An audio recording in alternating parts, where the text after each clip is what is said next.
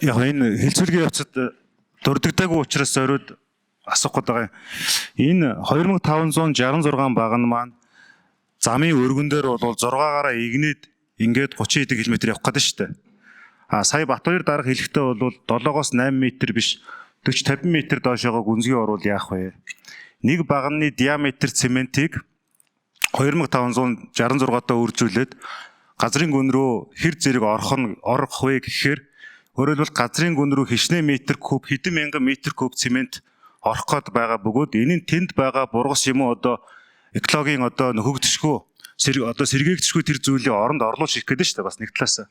Энэ эргээд байгаль орчинд ямар одоо сөрөг үр дагавар үзүүлж байгаа гэсэн яг ийм деталь судалгаа ер нь бол байгаа юу. Яг тэгэхээр давуу тал даргын эргүүлээд байгаа ном нөгөө бидэрт байхгүй сайтан дээрээс татгсан чинь боломжгүй учраас зарим асуултанд тань мэдхгүй юм шиг байж магадгүй. Гэхдээ энэ бол ерөөсөө бүтээн байгуулалтыг эсэргүүцгээд байгаа биш. Иргэдэд мэдих хэрэг хангагдаагүй учраас бид нар асуугаад байгаа. За өнөөдөр яригдаагүй нэг сэдв болохоор одоо бодвол таны ном дээр тооцоосон байх гэж бодож байна. Улаанбаатар хотын орчимд газар хөдлөлтийн идэвхтэй 7 юм хагарал байдгаа гэж үзэж байгаа. 2010-11 оны үед тухайн үед үндсэн аюулгүй байдлын зөвлөлөөс энэ газар хөдлөлтийн асуудлаар нэлээд томоохон хилцүүлэг хийгээд тухайн үед иргэний танхимд одоо нэлээд том үйл явдал болж ирсэн. Тухайн үед одоо Монгол улсын нийслэлийн хэмжээнд бол яг одоо ингээд газар хөдлөлтийн өндөр эрсдэл учирч болзошгүй байна. За 2002 оноос өмнө баригдсан барилгуудын хувьд гэх юм бол энэ асуудал хүчтэй тавигдах гээд байна. Энэ 40-50 мянган барилгууд бол 7-оос 8 баалын дээшээгээ бол төсвөргүй байгаад байна гэдэг асуудал яригдсан. Тэгэхээр энэ төсөл маань үндэсний аюулгүй байдлын зөвлөмж гэдэг юм уу? За яг энэ аюулгүй байдал судлаач нарын эрдэмтэд хэр зэрэг оролцсон бэ? Түрүүн бол одоо ойлгохдоо бол нэлээд тэр компани нь эрдэмтдтэй хариуцуулаад оруулсан гэдэг болохоос биш хичнээн эрдэмтэн ямар эрдэмтэн гэдэг нь орсон нь бол тодорхойгүй байгаа даа. Асуултанд хариулт аваагүй. Яг аюулгүй байдал чиглэлээрээ газар хөдлөлтийн чиглэлээрээ Улаанбаатар ийм идэвхтэй 7-8 хагаралын дунд байгаад байхад 2500-600 баг нь чи ингээ зүгээр нэг жижигхэн богино зайны гүүр биш шүү дээ. Хэдэн километр, олон километр үргэлжилсэн гүүрэн байгууламж маань өөрөө хэдэн баалын газар хөдлөлтийг давах төсвөртэй байх боломжтой юм бэ.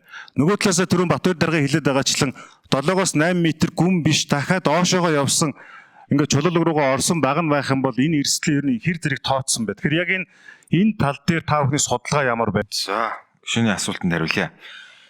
Тэгэхээр за нийтдээ туулын хурдны зам маань 32.7 км байгаа. Үүнээс 9888 буюу 9.8 км нь 6-1 гүүрэн байгууламж дээр байгаа. Тулгуур багнуудаар бий болох.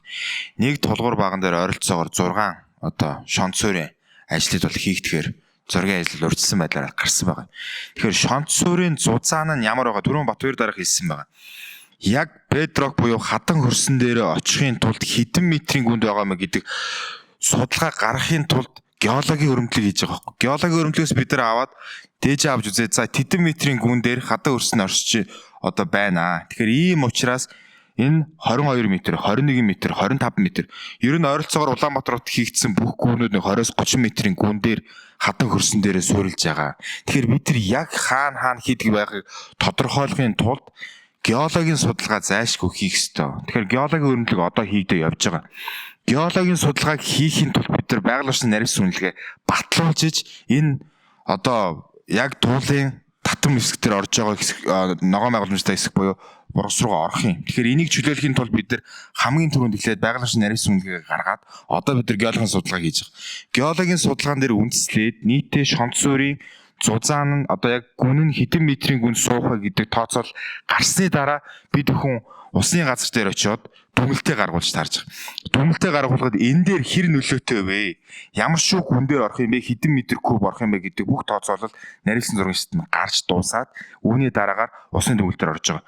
Тэгэхээр 7.2 км буюу яг өнөөдөр 32 км-с 7.2 км гүүрэн байгууламж буюу голынхон яг татам руугаа орцсон байгаа хэсэг нь 7.2 дээр үлдсэн байрсан далангаар буюу далангийн хойгоор явж байгаа. Судалгааны ажлуудаа бэлтгэл ажлынхаа хүрээнд урьдчилаад хийдэг юм уу?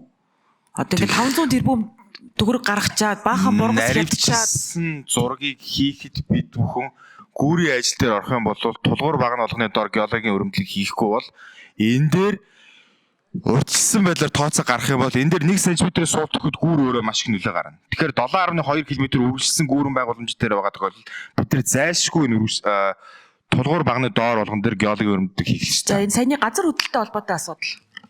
За даваад л. За Эрдэнэ бол гишүүний асуултанд хариулъя. За Улаанбаатар хотын хэмжээнд гамшигын зөвлөл байгаа. Гамшигын зөвлөлийн хараа дэд зөвлөл буюу газар хөдлөлтийн гамшигаас сэргийлэх дэд зөвлөл байдаг. За энэ дэд зөвлөлийг миний бие өөрөө ахалж ажилтдаг. За Улаанбаатар хотод 14-өөс 25-ны хооронд 3.5 магнитудаас дээш 992 удаа газар хөдлөлт бүртгэгдсэн. Яг нь сүүлийн жилүүдэд бол газар хөдлөлт Улаанбаатар хотын хэмжээнд бол багасж байгаа. Улаанбаатар хотыг албан байдлаар бол 11 хагаралтай, үүнээс идэвхтэй 7, дунд идэвхтэй 3, за идэвхгүй 1 хойноос босоо чиглэлийн дунд хагаралууд бол байж байгаа. Зүүд дээр гэх юм бол нийтийн хэмжээний орон сууцтууд дээр бол үе шаттайгаар бид нар жил бүргэн пассвортжуулах буюу одоо газар бусад дэд үтцүүд дээр хийж байгаа үнэлгээ байхгүй, харин их тайвны гүүрэн дээр бид нар өнгөрсөн жил үнэлгээ хийлгэсэн. За туулын зам дээр бол газар хөдлөлтийн хэмжээнд бид нар яг тооцооны одоо зураг төслийн хэмжээнд бол газар хөдлөлтийн 7 магнитууд тий тэсвэртэй 8 балын тэнсвэртэй бол хийгээд тэр зураг төслийн одоо байгууллага бол өөрсдийн одоо норм дүрмийн дагуу тэгэл гүйцэтгээд явж байгаа гэсэн.